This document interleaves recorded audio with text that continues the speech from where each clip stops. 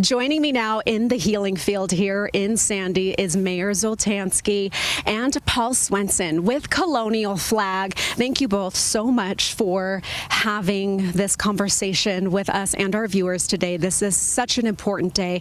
Let's start with you, Paul. You are from Colonial Flag and you began this tradition. This is such a gift to the community, the first in our nation.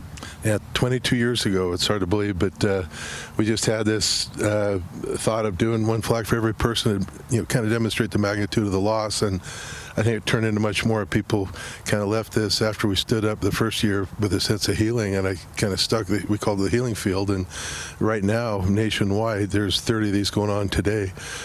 We do over 100 fields a year on Veterans Day, Memorial Day, Child Abuse Prevention Month, and then 911, of course. So it's an honor to be here with the mayor, and we're so excited after 22 years, or 21 years actually, taking it and turn it over to Sandy City. And the mayor's done a great job with her staff of really owning it and putting their heart and soul into it. And we love working with Sandy City. Well, Paul, we thank you for what you have started, and what a feeling to see it go so national and to provide such a place of solace and hope for the community. We thank you for that. Thank you. It's an honor to be here. Thank you.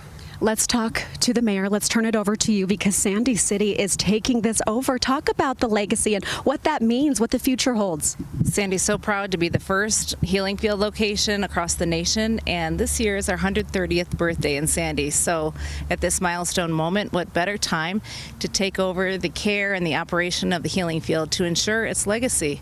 So 100 years from now, families will come with their children and learn about the events of 9/11, how traumatizing that was for us as a nation, how it tested our resolve and proved the resiliency and the unity of the American people.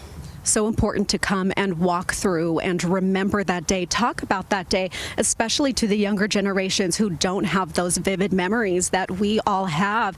There's a beautiful reminder that you want to share, and that's about the public safety officers and first responders here right in our community in Sandy and how we can support them going forward. Right. Every year at 9/11, we honor our first responders, but in Sandy, we have so many people who love our police and firefighters.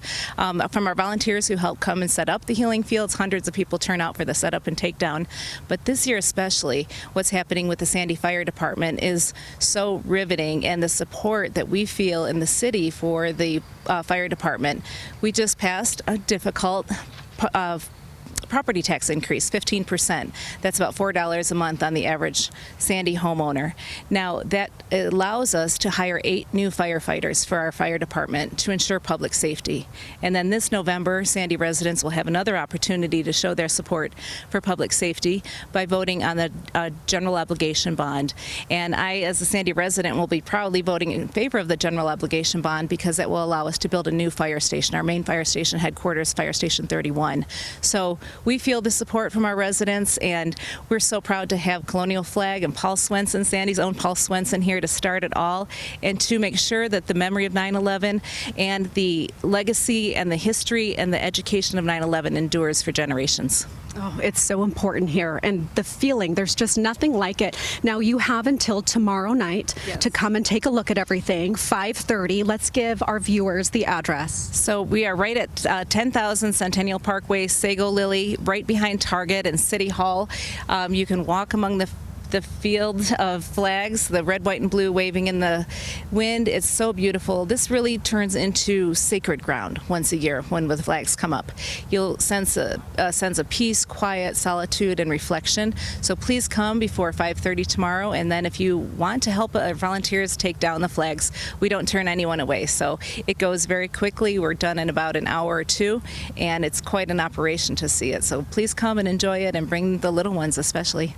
Thank you so much. That was so beautifully said. Sacred ground. Yes. That's exactly what it is. Took the words right out of my mouth. And Paul also has something very special here before we say goodbye. I just have to plug this. You have some signage that is on loan just for us, just here from the museum in New York City. That's right. You need to come and read all these. These are little placards that were off the wall inside the 911 Museum in New York City, right at Ground Zero. And they gave us the rights to use those those, print them up on foam core, and you can come and read this. And you should bring your kids here. One of my favorite things is to see families here sitting on the grass talking about these things with many of their kids that weren't even born then, and to read these things. It's really the main thing I enjoy with this field is seeing that the young people catching on to what happened. Yeah, so important. We will never forget. Thank you, Paul, and thank you, Mayor, for continuing this conversation.